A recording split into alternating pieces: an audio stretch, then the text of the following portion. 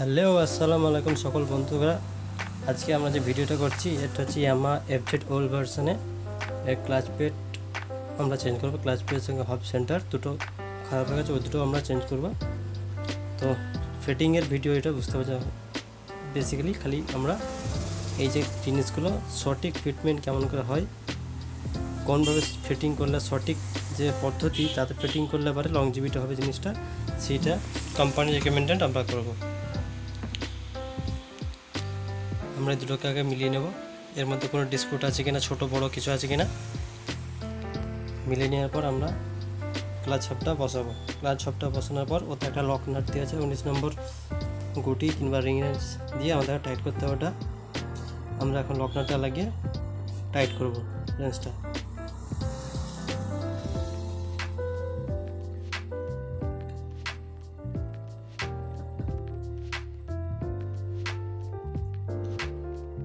এরপর আমরা রেঞ্চ দিয়ে ফাইনাল টাইট করে নেব। ফাইনাল টাইট করার পর ক্লাচ প্লেট স্টিল প্লেট আমরা বসাবো।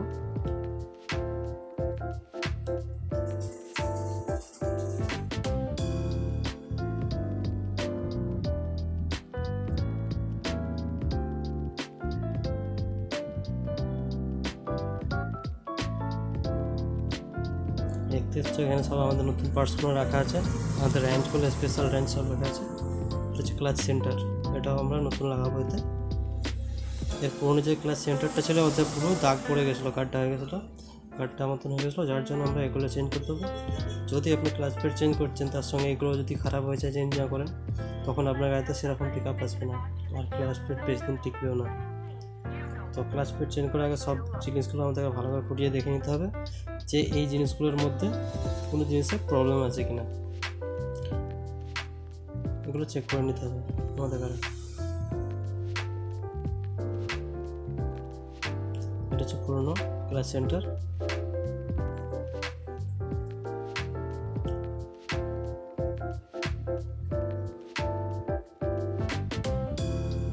এবার আমরা প্লারের মাধ্যমে রেঞ্চটাকে নাটটাকে টাইট করে নেবো, যার জন্য আমাদের ক্যামেরাটা একটু নিচে রাখতে হচ্ছে, এখানে একলা ভিডিও করছি বুঝতে পারছেন, সেই জন্য আমাদের ক্যামেরাটা কিছুক্ষণ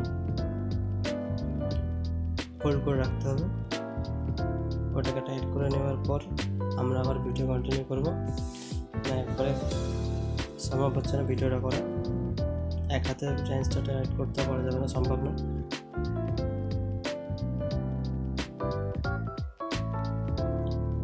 ওটা আমাদের টাইট হয়ে গেছে, এবার আমরা ওটাকে লক করে দেবো।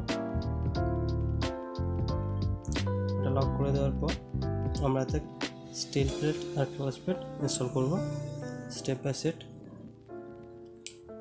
এর R15 এর ক্লাচ প্লেটের মধ্যে কোনো ডিফারেন্স থাকে না, একই থাকে। এর ক্লাচ প্লেটের মধ্যে দুটো জিনিসের ডিফারেন্স থাকে, দুটো ক্লাচ প্লেটের গ্যাপ বেশি আছে আর দুটো ক্লাচ প্লেটের গ্যাপ কম আছে। তো যেই দুটো ক্লাচ প্লেটের গ্যাপ বেশি আছে আমরা দুটো ক্লাচ প্লেটকে মাঝখানে রাখবো, যাতে অয়েলের সার্কুলেশনটা ভালোভাবে হয়। যেই দুটো ক্লাচ প্লেটের গ্যাপ কম আছে একটা আমরা সবচেয়ে লাস্টে দেবো, একটা আছে সবচেয়ে প্রথমের দিকে দেবো। আর যেই দুটো ক্লাচ প্লেটের গ্যাপ সবচেয়ে বেশি আছে এটা আমরা, যেটা কম গ্যাপ আছে সবচেয়ে প্রথমে দেবো।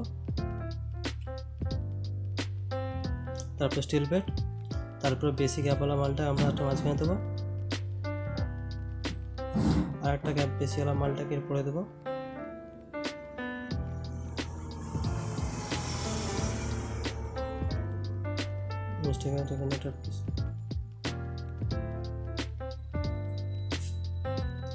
আমাদের একটা ক্লাচ প্লেট এখানে স্টিল প্লেট দিতে মিস্টেক হয়ে গেছে, নিচে আছে।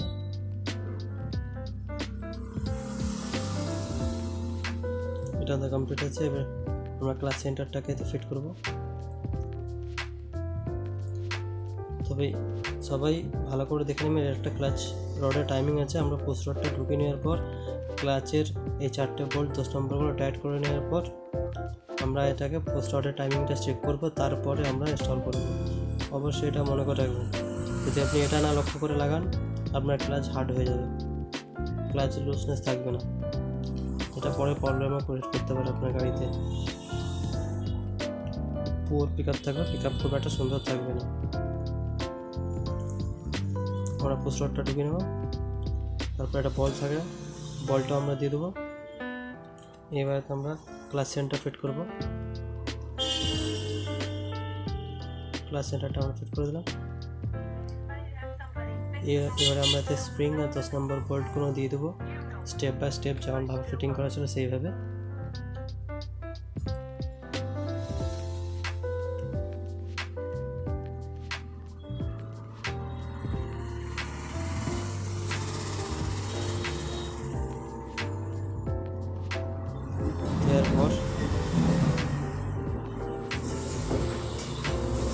এরপর আমরা এক ক্লাচের অ্যাডজাস্টমেন্টটাকে চেক করে নেব।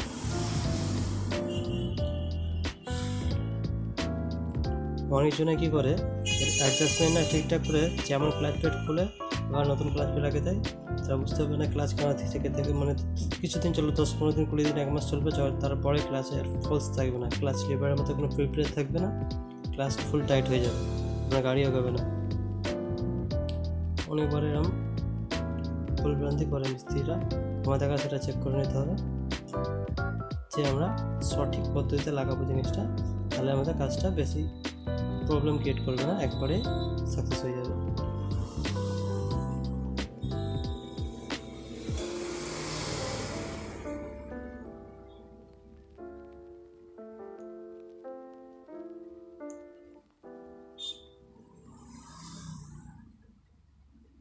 এটাকে অ্যাডজাস্ট করার